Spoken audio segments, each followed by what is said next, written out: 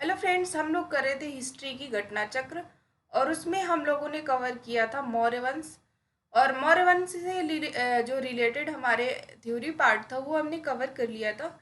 और उसके 60 तक एमसीक्यूज भी हो गए थे। आज हम लोग 61 नंबर से स्टार्ट करते हैं इस वीडियो में। तो फर्स्ट नंबर क्वेश्चन है हमारा, अभिलेखों में से किस शासक का उल्लेख प्रियदर्शी एवं देवनाम प्रिय के रूप में किया गया है?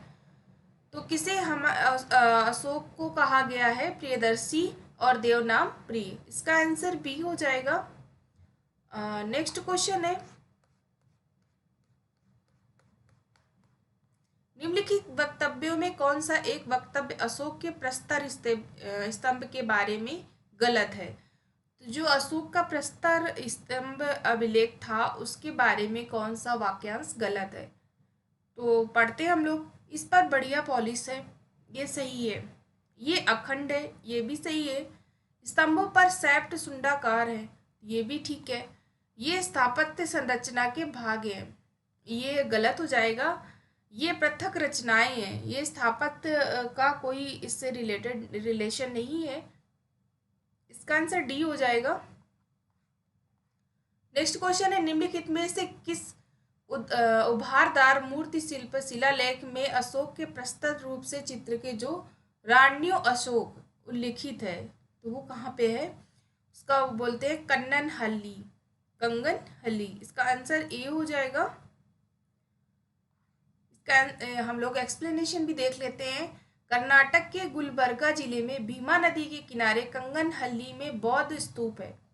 यहाँ सम्राट अशोक का रानी के साथ प्रस्तर पर रूप चित्र उत्कीर्ण किया गया है और इसके नीचे रान्यो अशोक लिखा गया है। तो ये कहाँ पर है? कर्नाटक में, कन्ननहल्ली में।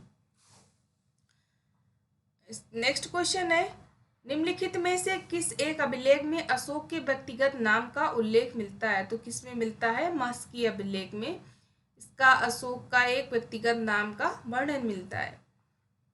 निम्नलिखित अभिलेखों में से किस लेख में अशोक नाम उल्लिखित है? तो किस अभिलेख में मिलता है?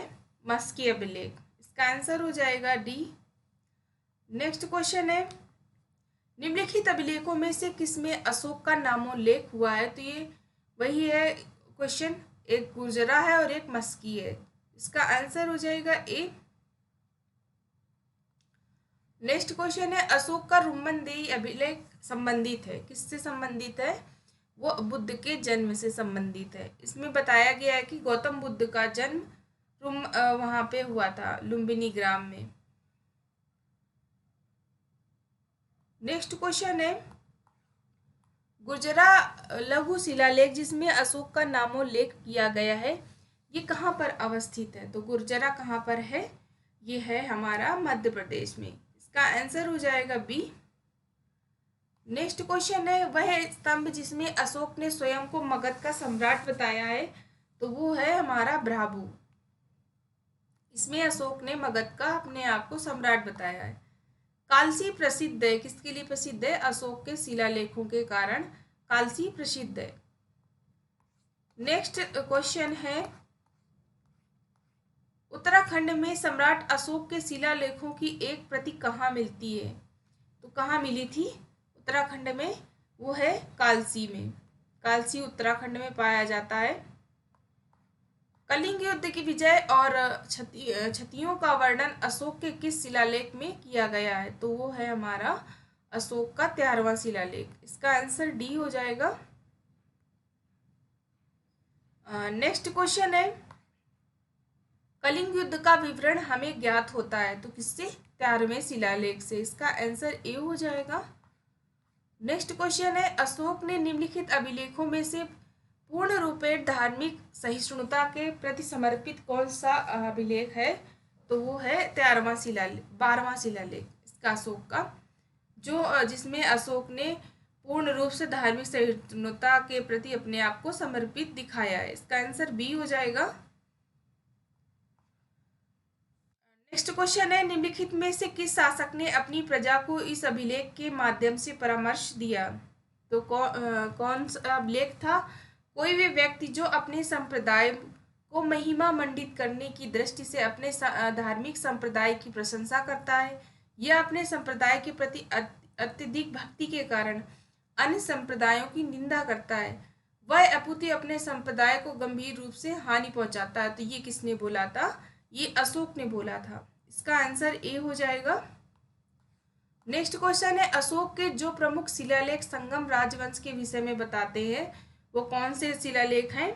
दूसरा और 13वां शिलालेख है जो संगम राजवंश के बारे में बताते हैं। निम्नलिखित में से किस दक्षिणी राज्य का उल्लेख अशोक के अभिलेखों में नहीं है? तो वो है सातवाहन। बाकी ये 3 राज्यों का उल्लेख किया है, जो सतीपुत है, पांड्य है और चोल है। सातवाहन का वर्णन नहीं मिला है। टालमी फिलाडेल्फस निम्नलिखित में से अशोक के राजनय संबंध थे, वो कहाँ के शासक थे? तो टालमी फिलाडेल्फस कहाँ के थे? वो मिस्र के थे, जिनसे अशोक के राजनयिक संबंध थे। नेक्स्ट क्वेश्चन है,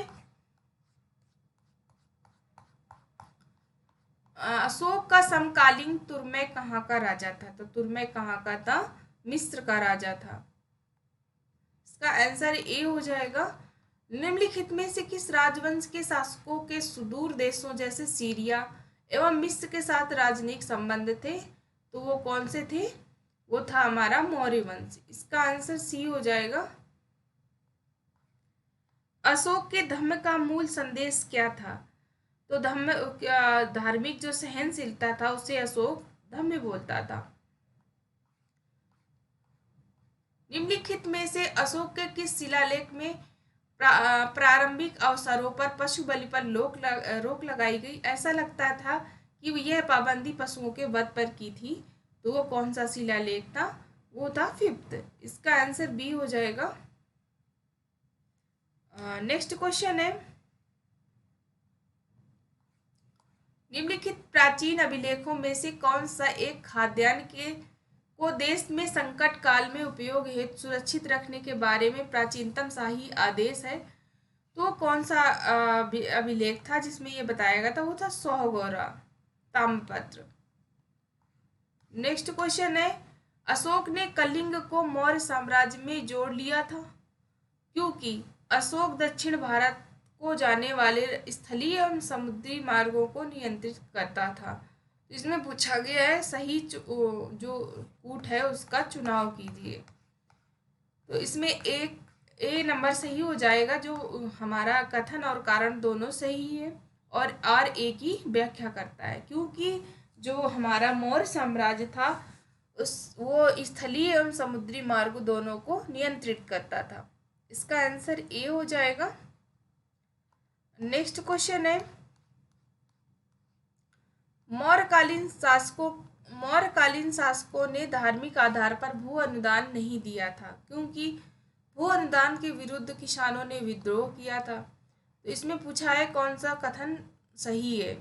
ये इसमें विद्रोह तो किसी ने नहीं किया था। इसका आंसर ए सही हो जाएगा और आर गलत हो जाएगा। इसका आंसर सी हो जाएगा। नेक्स्ट क्वेश्चन है, प्रसिद्ध यूनानी राजदूत मेगास्थनीज भारत के किसके दरबार में आया था? तो मेगास्थनीज किसके दरबार में आया था? चंद्रगुप्त मौर्य के दरबार में आया था। मेगास्थनीज किसका दूत था? तो सेल्यूकस निक्टर का था। इसका आंसर ए हो जाएगा। नेक्स्ट क्वेश्चन है, किसके शासनकाल में मेगास्थनीज भारत आया था? वो थे चंद्रगुप्त मौर्य। इसका आंसर सी हो जाएगा। मौर्य साम्राज्य को 7 वर्गों में विभाजन का विशेष रूप से उल्लेख किया है। तो किस पुस्तक में किया गया है? विशेष 7 वर्गों में विभाजित है मौर्य साम्राज्य। ये किस पुस्तक में लिखा हुआ है? ये है मेगास्थनीज की जो इंडिका पुस्तक है, उसमें मौर्य साम्राज्य को 7 भागों में डिवाइड किया गया है। मेगास्थनीज ने भारतीय समाज को कितनी श्रेणियों में विभाजित किया है? तो 7। नेक्स्ट क्वेश्चन है, निम्नलिखित में किस स्रोत में उल्लेखित है कि प्राचीन भारत में दास्ता नहीं था? तो जो हमारे मेगास्थनीज थी उनकी पुस्तक जो इंडिका थी उसमें ये वर्णन था कि हमारे भारत में दास प्रथा नहीं जो मौर्य साम्राज्य था उसमें दास प्रथा नहीं थी। मौर्य समाज का विभाजन 7 वर्गों में विशेष तौर पर उल्लेखित है। तो किस में है? मेगास्थनीज की इंडिका में। मौर्य साम्राज्य में टैक्स चुराने वालों के लिए इसमें से क्या दंड दिया जाता था? तो वो मृत्यु दंड था जो मौर्य साम्राज्य में दिया जाता था। वह स्रोत जिसमें पाटलिपुत्र के प्रशासन का वर्णन मिलता है तो वो कौन सा है? इंडिका। इसका आंसर सी हो जाएगा। निम्नलिखित में से कौन सा स्रोत मौर्यों के नगर प्रशासन का विस्तृत वर्णन प्रस्तुत करता है? तो मेगास्थनीज की जो इंडिका है वो नगर प्रशासन के बारे में बताता है। इस वीडियो में हम लोग 95 क्वेश्चन कवर करेंगे और नेक्स्ट वीडियो में हम लोग 96 से स्टार्ट करेंगे। तो मिलते हैं हम लोग नेक्स्ट वीडियो में। Thank you so much for watching this video. Thank you.